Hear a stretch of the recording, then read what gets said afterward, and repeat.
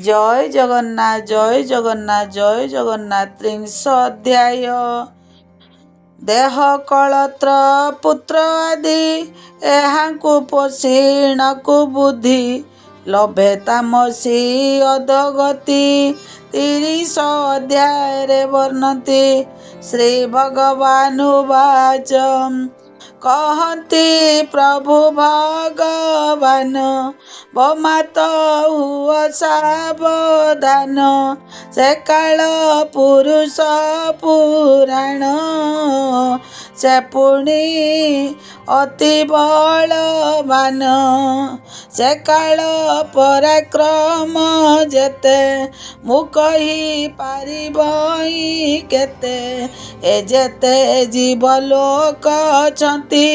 ତା ଗତି କେହି ନ ଜାଣନ୍ତି। ସେ କାଳ ସକଳ ନାଶଇ ଏଣୁ ତା ଗତି କେ ଜାଣଇ। ଏ ଚରାଚର ଦେହ ଧାରି ଯେ ସ୍ଥୂଳ ସୂକ୍ଷ୍ମ ଆଦି କରି ସକଳ କରଇ ଭକ୍ଷଣ। କ୍ଷୁଧାର୍ତେ ଯେ ସନେ କୃପଣ ଯେନେ ସମୀର ବଳିୟାର ଜିମୁତ କରଇ ସଂଚାର। ସେ ଘନ ତା ଗତି ନ ଜାଣେ ତେସନେ ହୋଇ ଜୀବ ଗଣେ।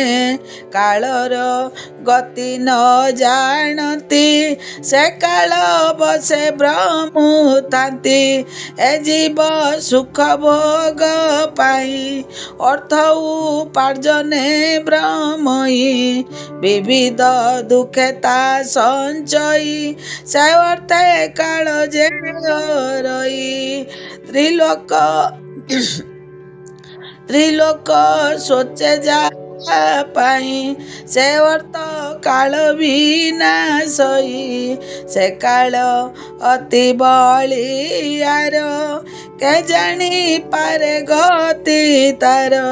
ସୂକ୍ଷ୍ମ ସ୍ୱରୂପେ ବିହରଇ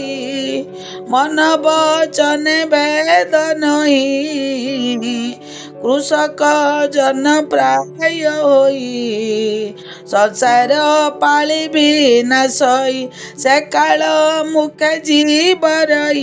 ନାନା ବିବାଦେ ହିଂସା ବହି କରନ୍ତି ନାନା ଛନ୍ଦ ମାୟା। ହୃଦୟ ନ ବସେ ଜୀବେ ଦୟା ନିର୍ଦୟ ଭାବେ ମୂଢ଼ପଣେ। କାଳ ଗରା ସେ ପୁଣ୍ୟହୀନେ ତାହାର ନାହିଁ ପକ୍ଷାପକ୍ଷ। ସକଳ କରଇ ସେ ଭକ୍ଷ। ଏ ଜୀବ ଅତି ମତିହୀନ ଅର୍ଥ ସଞ୍ଚଇ ପ୍ରତିଦିନ। ଯେ ଅର୍ଥେ ମୃତ୍ୟୁ ଉପଗତ ନ ଜାଣେ ଏ ମୂଢ଼ ପଣ୍ଡିତ। ଅନିତ୍ୟ ଦେହ ନ ବୁଝଇ ବ୍ୟାପାର କରେ ଦୁଃଖ ସହି। ଗୃହ କଳତ୍ର ଧନ ଆଦି ଏଣେ କରଇ ନିତ୍ୟ ବୁଦ୍ଧି। ଏ ଦେହ ସୁତ ଦ୍ୱାରା ମୋହେ ମୋହର ବୋଲି ନିତ୍ୟ କହେ। ଏ ମାୟା ମୋହେ ପଡ଼ିଅଛି ଏଣୁ ଏ ନ ବୁଝଇ କିଛି। ସଂସାର ମଧ୍ୟ ଜୀବମାନେ ନିରତେ ଭ୍ରମନ୍ତି ଅଜ୍ଞାନେ। ଯାବତ ଯୋନିରେ ଭ୍ରମନ୍ତି ସର୍ବତ ପୁଟିଣ ମରନ୍ତି। ଏ ଘର ଦୁଃଖ ସୁଖ ମଣେ ବୈରାଗ୍ୟ ନ ଜନ୍ମେ ଅଜ୍ଞାନେ। ଯେବେ ନରକେ କୀଟ ହୋଇ ଅତ୍ୟନ୍ତ ସୁଖ ତା ମଣଇ। କରଇ ନରକ ଆହାର ତଥାପି ଦୁଃଖ ନୁହେଁ ତାର। ସେ ଦେହ ତ୍ୟାଗ ନ ସହି ଅଜ୍ଞାନ ମୋହେ ସ୍ନେହ ବଇ। ଦେହ କଳତ୍ର ସୁତ ଘର ପଶୁ ଭୃତ୍ୟାଦି ବନ୍ଧୁ ମୋର। मन को एणे दृढ़ करे सुख मणई दुख घरे मणई कृतार्थ होइली अनेक सुख मु पाइली मो तुल्य नाही भाग्यवंत के अछि मो सम महत तईरे जेते दुख हुए न बुझी पड़ी माया मोहे ताको पोषणे चिंता करे दगदी मरे दुख गोरे क्षण न पारे गृहे रही वाणिज्य नाव प्राय होई स्नेह बंधने दीवानी से सोबस नुहे अवकाशे करे दूरित कर्म मान कुटुंब वर्तय भागिन असती दुष्ट नारी गरे विविध चंद माया करे तार बसरे नित्य ताई सेवक जन प्राय होई ता वाक्य शुणी तो समने लंघी न पारे रात्र दिने नयन थाऊ न देखई अंध जल का प्राय होई से मन इंद्रिय हरिणी तार संतेश नित्य प्राणी से नारी संगे भी रही निषिधि बसे मन देई ताहाक सुख भोग प्रीति ओटारी नरके पकाती नरक बोली ताकु कही स्त्री संग भोग सुख जेई एहा न जानी मूढ़ प्राणी दुख को सुख प्राय मणि बालक कोमल वचन ता शुणी अति तो समन से बाल गावंतेण गीत तही अर्पित करे चित ए सर्व सुख करी मणे जई तो अज्ञाने न जाने ए गृह अति कूट धर्म कराए अति छंद कर्म केवल दुख रहे मूल तई पड़िण से व्याकुल से दुख प्रतिकार पाई नाना व्यापार दुख दाई से दुख अति सुख मणे केवल मोहे न प्रमाणे कुटुंब पोषण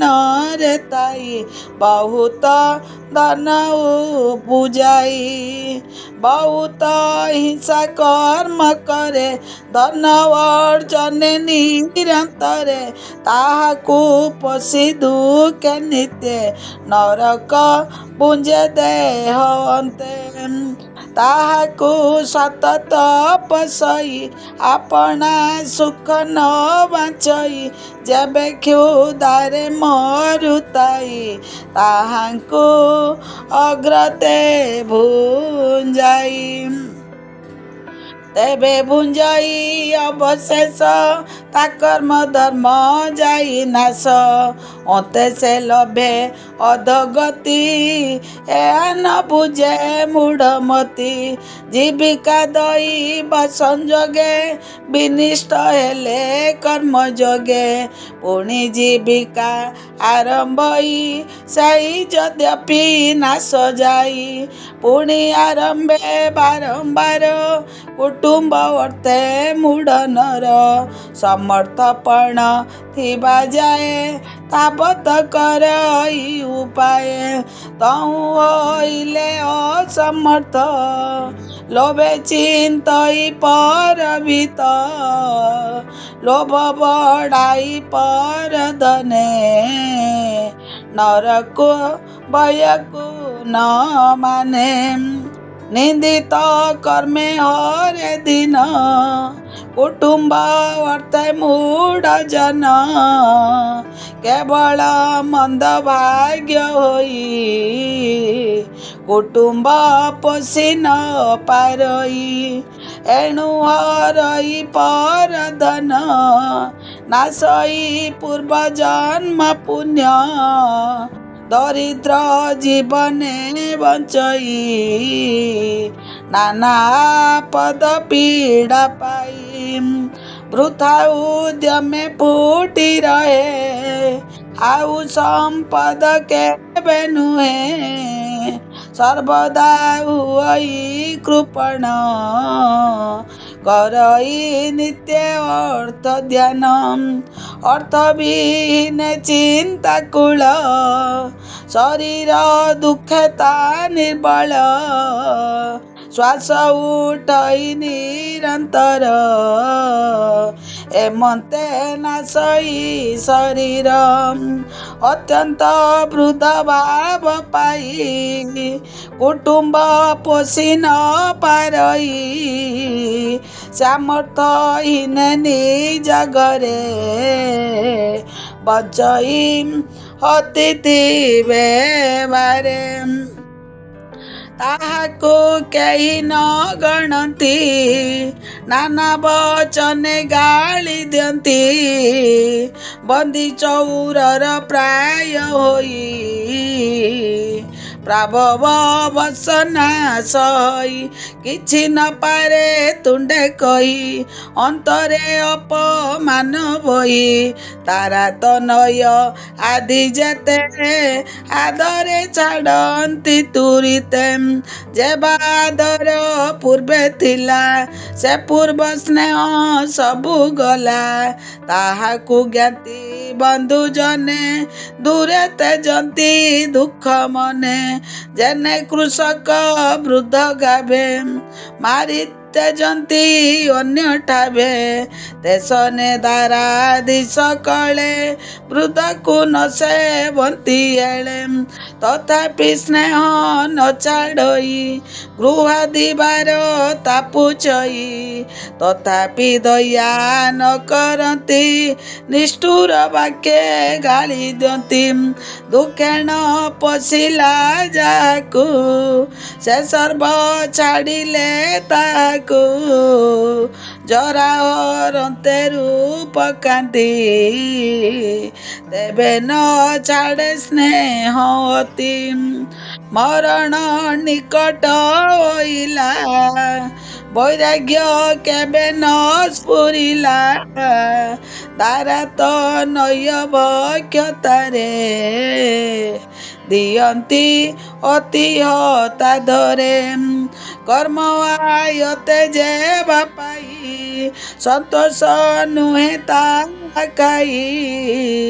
बुंजई गृहांतरे जाई सकिते स्वान प्राय होई चिंता प्रज्वरे दुख मन रोग बढ़ई प्रतिदिन दिन को दिन तनु क्षीण जैसने पुरुणा वसन आहार इने चिंता छने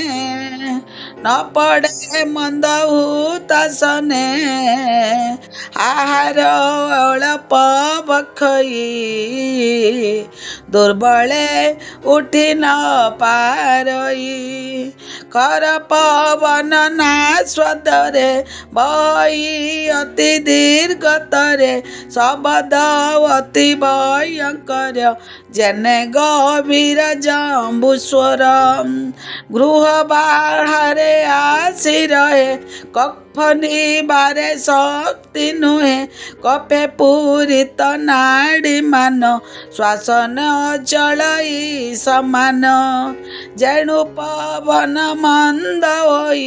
वचन न पारई कही सर्वदा उठे काश श्वास एणे लबई बहु क्लेश कंठ हुई घूर घूर वचन नुहई बार प्राणी हुई कंठ तट जीवन हुए छटपट कांदई बंधु मुख चाही बदनु वाक्य न स्फुरई चितई कि रूपे मरिबी कहीं के बण मार्गे जीवी मोर मरणे पुत्र नारी केमते थिबे गृह करी दुखे संचिली जेते धन मुमले एहने आनम एजे होइबे अरकित एणु व्याकुल हुए चित भितरे आकुले कांदई ता मन केही न जानई ता मन केही न जानई जीवन दहे दारा धने गोविंद नस्पुरे ज्ञाने बाली सजारे सोई देई बाली सजारे सोई देई बंधु बांधवे बेड़ी तई सकले करंती रोदन श्रवणे डाकंती सगन हेता तो बोली के डाकई ता गुण बाली के रोदेई के डाकंती पुत्र भाई बारी जा डाके रे गोसाई नाना प्रकारे से रोदंती ता दुख केही नगेनती से काल पासे बंदी होई किंचित वाक्य नबासई पीड़ित मृत्यु दुख जेते कुटुंब वर पीड़ित मृत्यु दुख गोरे कुटुंब भरण बेपारे शुण जननी एक चिते संसार दुख सुख एते मन निविष्ट तही कला इंद्रिय जिणी न पारिला तेणु होइला मृत्यु तार ए दंडवती भयंकर बंधु स्वजने सर्वे थाई ता दुख भागी केही नही व्यर्थ पोषिला तांकु दुखे एबे से तेजिले विमुखे प्राण जीवार बेले माए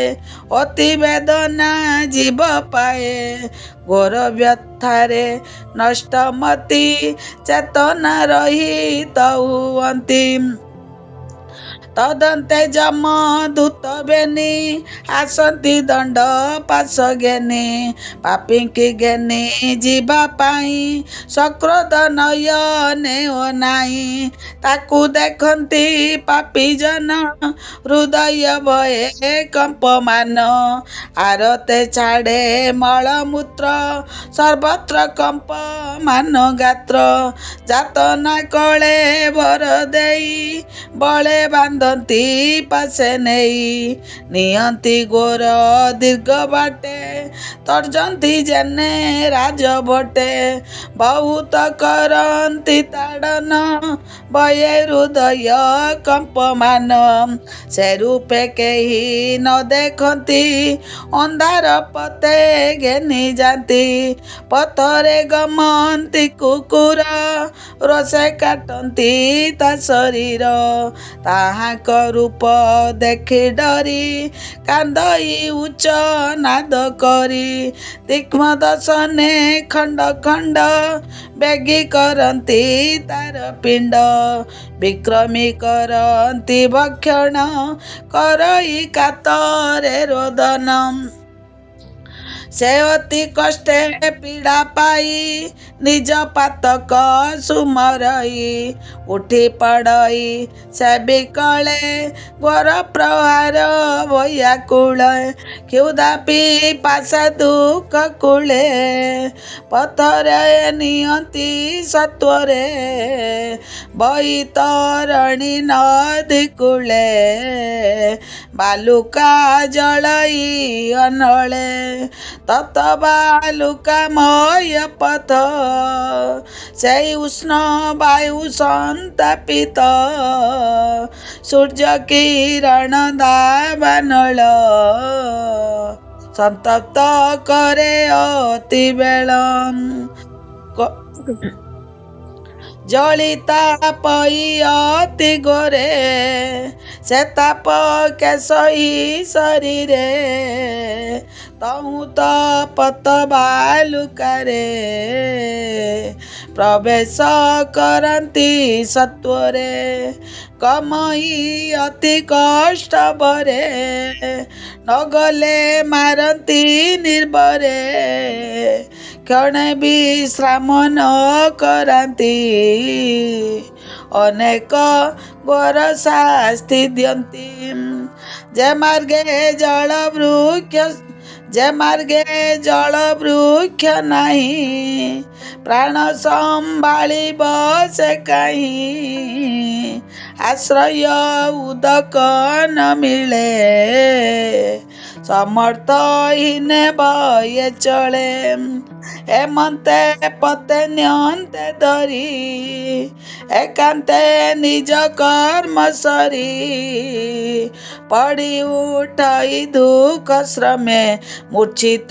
ହୋଇ ଜ୍ଞାନ ଭ୍ରମେ ମାରନ୍ତେ ସତ୍ୱରେ ଉଠଇ ଅଜ୍ଞାନେ ପୁଣି ସେ ପଡ଼ଇ ସେ ଦୂତେ ଦୟା ନ କରନ୍ତି ଦୁଃସହ ମାର୍ଗେ ଘେନି ଯାନ୍ତି ଗହନ ଘୋର ଅନ୍ଧକାରେ ନିଅନ୍ତି ପାପୀକୁ ସତ୍ୱରେ ପଥେ ଅଦୃଶ୍ୟ ଉଡ଼ି ପଡ଼େ ମୁଣ୍ଡେ ପ୍ରହାରନ୍ତି ନିବିଡ଼େ ଏମନ୍ତେ ଦୁଃଖେ ପାପୀ ଜନ ପ୍ରବେଶ ଯମର ଭୁବନ 69 ଯୋଜନ ସଂଖ୍ୟା ଯେ ବାଟଇ ପ୍ରମାଣ ବେନିତା 3 ମୁହୂର୍ତ୍ତରେ ପ୍ରବେଶ କରାନ୍ତି ସେଠାରେ ତହିଁ ଦଣ୍ଡନ୍ତି ଅନୁକ୍ଷଣେ ମସ୍ତକ ସର୍ବାଙ୍ଗ ଚରଣେ ତଦନ୍ତେ ଦହନ୍ତେ ଅନଳେ ହୃଦୟ ନିର୍ଘାତ ଚହଳେ ଅତ୍ୟନ୍ତ ପୀଡ଼ାରେ ବ୍ୟାକୁଳ କ୍ଷୁଧାରେ ହୁଏ ଜ୍ଞାନ ବଳ ଆପଣା ହସ୍ତେ ଦେହ ମାଂସ କାଟି ନ କରୁଥାଇ ଗ୍ରାସ ଅଥବା କାଟି ଦିଅନ୍ତି ପର ତାହା ବଖଇ ପାପି ନର ଗୁତ୍ର କୁକୁର ଯମପୁରେ ପାପିଙ୍କି ବେଡ଼ି ନ ସତ୍ୱରେ ଓଟାରି ନିଅନ୍ତି ନାଡ଼ି ଗଣ ତଥାପି ନ ଛାଡ଼ଇ ପ୍ରାଣ ସର୍ପ ଭୂଷ୍ଣିକ ଦଂଶ ଆଦି କପେ ଦଂଶନ୍ତି ନିରବଧି କର ଚରଣ ଖଣ୍ଡ ଖଣ୍ଡ କରି ପାପିଙ୍କି ଦିଅନ୍ତି ଦଣ୍ଡ ହସ୍ତିର ଆଗେ ଦିଅନ୍ତି ନେଇ ସେ ପାଦ ମାଟି ଓଟରଇ ଦଶନେ ଶରୀରେ ଚିରନ୍ତି ପର୍ବତ ଶିଖରୁ ପକାନ୍ତି ତଦନ୍ତେ ଖାତ ଖୋଳି ରୁନ୍ଧି ଧୂମ ପୁରାନ୍ତି ନିରବଧି ବୁଡ଼ାଇ ରଖନ୍ତି ଜଳରେ ପଥର ଲଦି ତା ଉପରେ ଆକୁଳେ ହୃଦୟ ବିକଳେ ମୁଖେ ପିଟନ୍ତି କୋପାନଳେ ତା ମିଶ୍ର ଆଦି ଯେ ଯାତନା କେତେ ତା କରିବା ବର୍ଣ୍ଣନା ପାତକୀ ସକଳ ଭୁଞ୍ଜଇ ସ୍ୱକର୍ମ ପାଶେ ବନ୍ଦୀ ହୋଇ ଯେତେ ଅଛନ୍ତି ନର ନାରୀ ଯାତନା ଦୁଃଖେ ସର୍ବେଶ୍ୱରୀ ଉଭୟ ସଙ୍ଗେ ଏତେ ହୁଏ ନରକ ଦୁଃଖ ଭୁଞ୍ଜେ ମୋହେ ବୋମାତ ଦେଖ ସୁବିଚାରେ ନରକ ସ୍ୱର୍ଗ ଏଇଠାରେ ନରକ ଯାତନା ଯେତେକ ଏଠାରେ ଦେଖ ତା ପ୍ରତ୍ୟକ୍ଷ ଏବେ ନିବୁଝ ପରିମାଣେ ବିବେକ ମୁଖେ ଶାସ୍ତ୍ର ଶୁଣି ଏ ରୂପେ କୁଟୁମ୍ବ ଯେ ପୋଷେ ନିଜ ଉଦରେ ପରିତୋଷେ ହେବେନି ସଙ୍ଗତେ ନ ଯାଇ ଛାଡ଼ିନ ଏକା ସେ ଚଳଇ ବୁଝଇ ଆପେ କର୍ମ ଫଳ ଯାଠାରୁ ନାହିଁ ବଳିଆର ତେଜିଣ ନିଜ କଳେବର ଏକା ସେ ଗମେ ଯମପୁର ଅଧର୍ମ ପ୍ରାଣୀ ହିଂସା କରି ଯେ ଦେହ ପୋଷେ ସ୍ନେହ କରି ସେ ଦେହ ତେଜିଣ ସେ ଯାଇ ପାପକୁ ପୃଷ୍ଠରେ ବସାଇ ଏକା ସେ ନରକ ଭୁଞ୍ଜଇ ଦ୍ୱିତୀୟ ସଙ୍ଗ ତେନ ଯାଇ କୁଟୁମ୍ବ ପୋଷଣର ଫଳ ତାହାର ଯେତେ କସମଳ ସେ ଫଳ ଈଶ୍ୱର ଦିଅନ୍ତି ପାପିତା ଏକାକି ଭୁଞ୍ଜନ୍ତି ଧନ ହରାଇ ଯେନେ ନର ମନରେ ହୁଅଇ ଆତୁର ସେ ଦୁଃଖ ନ ଭୁଞ୍ଜଇ ପର ଦେଶନେ ନରକ ଆହାର କେବଳ ଅଧର୍ମ ଆଚରି କୁଟୁମ୍ବ ପୋଷଣ ଯେ କରି ଗମଇ ଅନ୍ଧ ତା ମିଶ୍ରକୁ ଉଦାର ନାହିଁ କାହିଁ ତାକୁ ଅନ୍ଧତା ମିଶ୍ର ତାର ନାମ ତାହାହିଁ ନରକ ଚରମ ମରଣେ ଦହନ ହୁଅନ୍ତେ ନରକ ଭୁଞ୍ଜଇ ଏକାନ୍ତେ ଯେତେକ ଜାତ ନା ଅଛଇ କ୍ରମେଣ ସକଳ ଭୁଞ୍ଜଇ ସେ ପାପ ପୁଣ୍ୟ ଅବଶେଷେ କର୍ମେ ଯେ ଉଦରେ ପ୍ରବେଶ ସ୍ୱର୍ଣ୍ଣ ଶୁକର ଆଦି ଜନି ପାପିଲ ବଇ କର୍ମ ଜ୍ଞାନୀ ଏ ପାପ ଯାତନା ଭୋଗନ୍ତେ ପବିତ୍ର ହୋଏ ବାୟନ୍ତେ ତଦନ୍ତେ ନର ଦେହ ହୋଇ ଏତେ ସଂଶୟ ନ ଘଟଇ ଏମନ୍ତେ ମାତାର ସମୀପେ ଗୋବିନ୍ଦ କପିଳ ସ୍ୱରୂପେ ଯେତେ କହିଲେ ଜ୍ଞାନ ବାଣୀ ସୃଜନ ଜନେ ଶୁଣି ତରିବ ବନ୍ଦ ପାଶ କହି ଜଗନ୍ନାଥ ଦାସ ଇତି ଶ୍ରୀମଦ୍ଭାଗବତେ ମହାପୁରାଣେ ପାରମାଂସାଂ ସଂହିତାୟାଂ ତୃତୀୟ ସ୍କନ୍ଧେ କପିଳ ଦେବହୂତି ସମ୍ବାଦେ ନିରୟ ଯାତନା ବର୍ଣ୍ଣନଂ ନାମ 30 ଅଧ୍ୟାୟ। ଆସନ୍ତାକାଲି 31 ଅଧ୍ୟାୟ। ବିମର୍ଶା ପିରଣେ ଭଙ୍ଗୋ ମୁନେରେ ପିମତି ବ୍ରହ୍ମ ଯଦି ଶୁଦ୍ଧ ମଶୁଦ୍ଧ ବାଂ ମମ ଦୋଷ ନ ବିଦ୍ୟତେ। ଜୟ ଜଗନ୍ନାଥ, ଜୟ ଜଗନ୍ନାଥ, ଜୟ ଜଗନ୍ନାଥ।